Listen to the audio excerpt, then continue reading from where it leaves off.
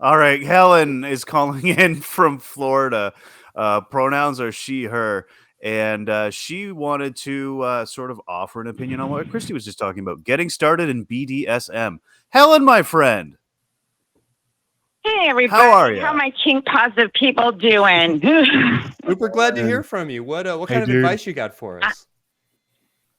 Yeah, so I wanted to comment on what it was like for me when I got involved in the kink community. And keep in mind, this was back in the 90s where the internet didn't exist. So, and I ended up it was when the internet existed, and I did meet a couple people online, but there was no set life. There was no fetish websites. You just kind of would find people around you that was kind of into kinky shit. But through that, I ended up going to like munches, and I would go to like kink clubs and got to meet people in the community. So, but now we live in a wonderful world where you can find people in your local community. And I also want to emphasize to people that are trying to dip your toes into the kink community that you don't have to put on your latex outfit and get your whips out and go to a fetish club. You can go to a munch, which is basically you're just getting together with like-minded people, make friends, because you are going to need friends in the kink community and people that you can talk to about like your desires and what to expect, what not to expect, because a lot of people in the kink community are aware of a lot of the bad apples that are part of that community. And especially for new people that are going into the community, they need to find safe people to help them through that process. Especially for I those really want to echo that that don't and have just positive partners. yeah, forgive me for interrupting you, but I really want to highlight that idea. I think that people sort of see like, oh, if I'm going to like a munch and I'm meeting other people, and if I'm really like getting deep into it, it feels like a level 5 type of kink. And it shouldn't. It doesn't need to be. Being part of a community is incredibly important, no matter where you are in your kink journey. And I can appreciate why it might feel like, well, I can use a feather at home without any advice and support. That's totally true. But as soon as you start to take the wrapper off of some of these things, you're going to want people around you to support you and to really like weed out the assholes. That's a huge part of why these communities exist, as a way of keeping the foxes out of the herd. So anyway, Helen, please keep going. I didn't mean to interrupt, but I think that's just such a important thing to normalize, is being part of the kink community. Well, yeah, no, and I really appreciate you reiterating that, because I think that for people that are looking in on the outside, like they read like 50 Shades of Grey and they think, they have like these fantasies of what kink is. And it's not really that. Like people like to do kinky shit and they like to explore with other partners and experience their sexuality and find what they like and don't like. But I have found a lot of the people in the kink community are very caring. They're very intelligent. They want people to be educated. Like when you're learning to paddle, please don't paddle kidneys. It's going to end badly. And you get that training on what is safe, and how, like what you were saying, like, what do you do when your partner cannot speak? How do you gauge? How do you check in when your partner cannot speak to you that, things are getting too much, or go a little lighter, go a little harder? Like, how do you do those things? And you need that community that has that experience, both as, if you're a dom or a sub or whatever role you're taking on in that community, that you need someone that has a little bit of experience under your belt outside of your partner.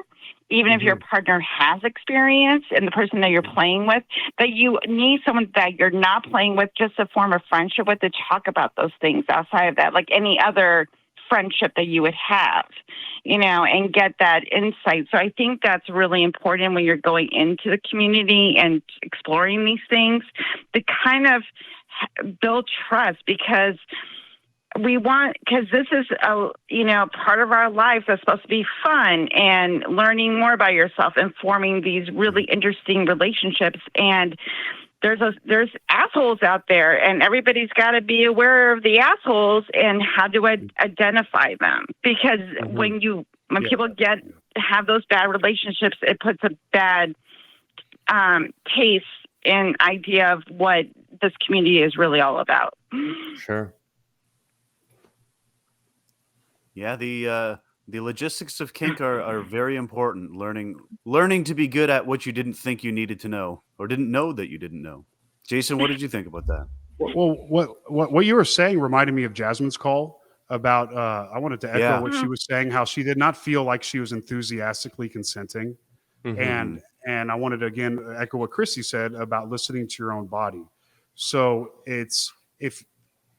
and then going back to what Jamie said about lack of experience, if you don't have enough experience with people that you feel safe around and your body feels good in those situations, you're going to have a hard time gauging what's safe in the future.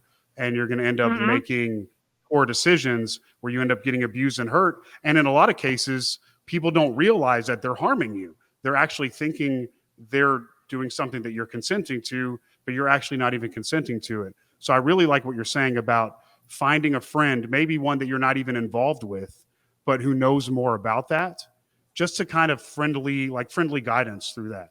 It's I have a friend of mine, an older guy who I've been talking to a lot about coming out as queer, and I'm just like, hey, old man, give me your information. My buddy John, a really good dude, and I'm just like, John, what's the deal with this? Well, blah blah blah. Okay, cool, thanks, Sean. And it's just so I agree with anything that you're venturing into. You may be, you need to find your samurai warrior ninja master who teaches you while you're the young student just learning how to swing the sword, the proverbial kinky sword.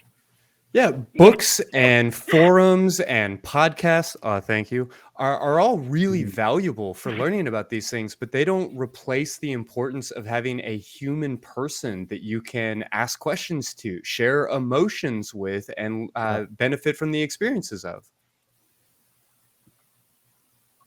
Exactly. And I think that, kind of gets lost in discussion because we're always talking about what's going on when you're in a scene or, but we're not talking about, the outside relationships you can form within the kink community and how to keep yourself safe, no matter where you are.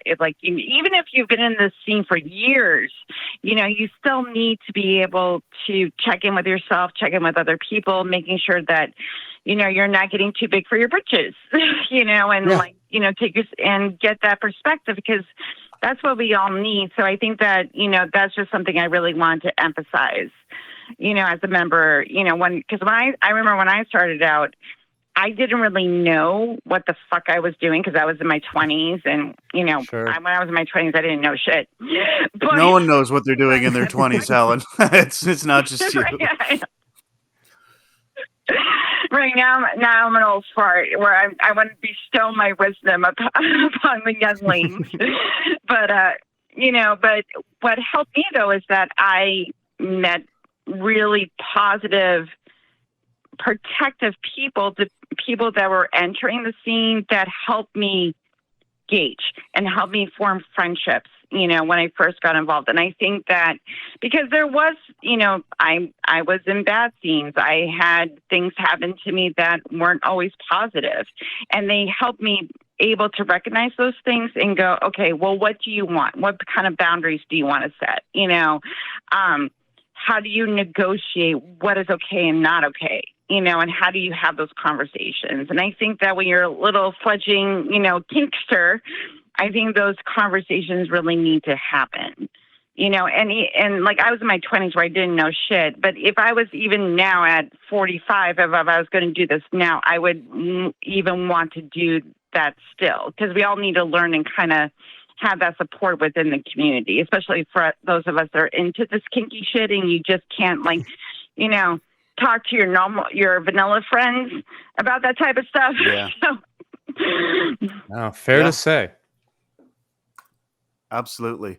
Well, Helen, thank you very much for calling in with that perspective. We always like to hear from you on the show. You're a great friend of the show and a great friend of us. We do have some more callers that we want to try to get to. Is there anything that you wanted to leave us with? Give us your final nugget of wisdom. My final nugget of wisdom is listen to yourself. If you feel uncomfortable, if something doesn't feel right, speak it, know it, and it's okay if it changes, but listen to yourself because you are the best person to know yourself. So trust yourself, and it's okay to do those things and say yes and no as you please. So that's my last nugget. Love you all. Cool. Have a great night. Talk to more people. You guys are awesome. Hey, thanks, Helen. You have a great night.